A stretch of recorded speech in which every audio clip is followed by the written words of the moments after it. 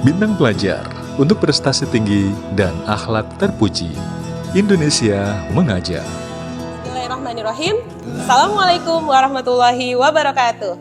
Hai adik-adik semua, ketemu lagi bersama saya Kanina Widyastuti yang akan menemani kalian dalam membahas soal-soal UTBK penalaran umum. Nah, sebelum kita mulai, agar pertemuan kita hari ini diberkahi oleh Allah Subhanahu wa Ta'ala dan diberikan kemudahan dalam memahami materi hari ini, yuk sama-sama kita mulai pertemuan kita dengan membaca doa bersama-sama. Bismillahirrahmanirrahim. Rabbis shrahli sadri wa yassirli amri wahlul 'uqdatam min lisani yafqahu qawli. Rabbi zidna ilma warzuqna fahma. Amin. Baiklah adik-adik, tanpa berlama-lama, yuk sama-sama kita bahas soal UTBK kali ini. Nah, jadi hari ini kita akan membahas dua tipe soal UTBK penalaran umum. Apa aja? Penasaran? Yuk, sama-sama kita simak ya. Nah, ini adalah tipe soal yang pertama yang kita kenal dengan pilihan ganda kompleks. Pilihan ganda kompleks ini yang pertama dia memuat teks ya. Jadi ada sebuah teks, kemudian ada pernyataan dan pernyataan ini kita harus menilai apakah pernyataan ini sesuai atau tidak dengan yang ada di teks ini.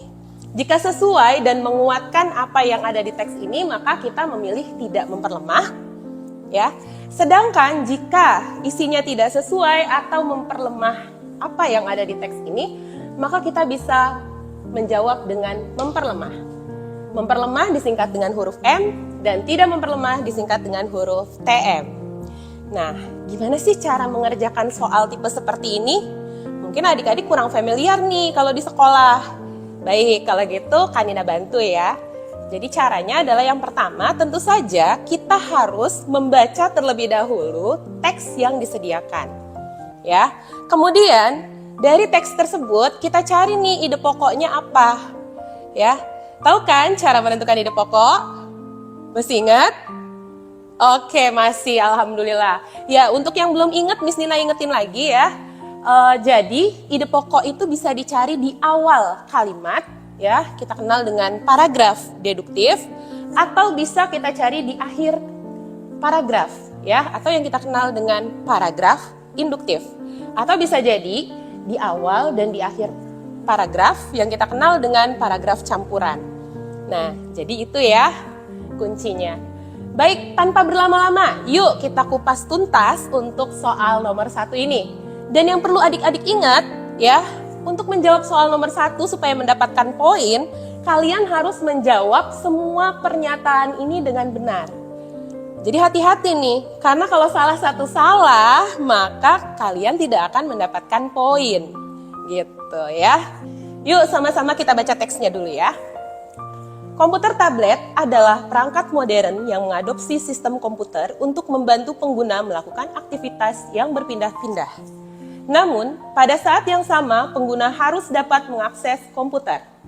Manfaat komputer tablet pada dunia bisnis digunakan dalam usaha retail dan perusahaan penyedia jasa, termasuk restoran dan kafe. Komputer tablet digunakan sebagai media pencatat barang dan jasa ketika konsumen memesan barang. Manakah pernyataan-pernyataan berikut yang memperlemah atau M dan tidak memperlemah atau TM dari informasi teks di atas? Baik, yuk sama-sama kita lihat untuk pernyataan yang pertama. Ya. Pernyataan pertama. Komputer tablet mempunyai fungsi lengkap dengan harga mahal. Nah, sekarang kita temukan dulu nih tentunya. Ya, kalimat inti atau ide pokok dari paragraf ini apa sih? Ide pokok dari paragraf ini tentunya ada di kalimat yang pertama gitu ya. Jadi tentang komputer tablet ini dia mempermudah pengguna melakukan aktivitas karena dapat dibawa untuk berpindah-pindah. Kemudian yang kedua juga fungsinya berbagai macam sehingga bisa menggantikan fungsi dari komputer gitu ya. Nah, jadi kalau berdasarkan fungsi lengkap betul ya.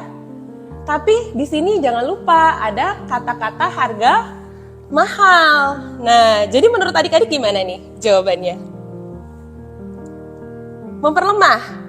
Oke, untuk yang jawab memperlemah, kenapa tuh alasannya kira-kira?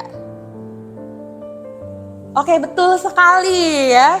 Jadi di sini jawabannya adalah memperlemah gitu ya. Mengapa? Karena walaupun di sini betul ya, fungsinya lengkap. Nah, tapi yang perlu kita garis bawahi di sini adalah ada kata harga mahal. Ya, biasanya orang itu pertimbangan dalam membeli sesuatu selain fungsinya lengkap, juga masalah harga. Nah, karena harganya mahal, jadi memperlemah gitu ya. Baik, good ya, pinter nih. Nah, yang lain jangan mau kalah ya. Sekarang kita tes dengan pernyataan yang kedua. Pernyataan kedua, fungsi komputer tablet tidak bisa menggantikan komputer pada usaha restoran. Oke, sekarang kita lihat yuk kalimat yang ada di teks seperti apa. Kalimat yang ada di teks di sini adalah termasuk restoran dan kafe ya, dapat mengakses komputer termasuk restoran dan kafe. Nah, jadi gimana? Sesuai apa enggak dengan di teks? Iya, nggak sesuai. Berarti kalau nggak sesuai jawabannya apa? That's right, betul sekali ya. Berarti memperlemah juga. Nah, sampai di sini bisa dimengerti ya gimana cara menjawabnya ya. Paham? Oke, paham. Alhamdulillah. Nah, supaya kalian lebih paham lagi, kita kasih nih ya pernyataan ketiga. Penjualan komputer tablet mengalami peningkatan dewasa ini. Nah, sekarang kita cek dengan isi di teks ya. Tadi ya, kenapa sih komputer tablet jadi banyak digunakan ya? Karena dia memudahkan dalam melakukan aktivitas yang berpindah-pindah nih. Ya, kemudian juga dapat mengakses seperti penggunaan komputer. Terus dapat digunakan di banyak bidang. Berarti kalau misalnya dewasa ini penjualannya meningkat, gimana? Betul ya? Oke, karena betul, berarti jawabannya apa? Oke, pintar ya, berarti tidak memperlemah. Good. Baik, sekarang untuk pernyataan yang terakhir, kita lihat. Usaha kafe bernuansa tradisional, tidak menggunakan komputer tablet pada pemesanan makanan dan minuman. Oke, kita cek dulu ya. Kata kuncinya apa sih di sini? Usaha kafe. Nah, kita lihat lagi, kita cocokkan kembali di teks. Ada nggak di sini usaha kafe? Ada ya, usaha kafe mengakses komputer. Nah, berarti gimana nih? Sesuai nggak dengan di pernyataan teks? Iya, nggak sesuai ternyata. Karena nggak sesuai, berarti kita harus memilih jawaban yang mana? Betul, memperlemah. Nah, berarti tinggal kita cocokin ya. Mana sih jawaban yang cocok? M, T, M. Nah, berarti untuk soal nomor 1 jawabannya adalah D. Nah, jadi apa sih yang bisa kita simpulkan dari bentuk soal seperti ini? Tadi ya, langkah-langkah mengerjakannya. Pertama baca teks, kedua cari ide pokok. Kemudian yang ketiga, kita cocokkan antara pernyataan dengan isi teks. Kalau mendukung, kita jawab tidak memperlemah. Kalau tidak mendukung isi teks, berarti kita pilih memperlemah. Oke, gimana adik-adik? Udah paham? Oke, alhamdulillah. Berarti nanti kalau ketemu soal modelan seperti ini lagi, insya Allah bisa ya? Bisa, oke. Kalau gitu saya hapus dulu sebelum kita beranjak ke soal yang kedua ya. Nah, udah gak sabar nih pasti nih. Soal kedua kayak gimana lagi ya bentuknya ya?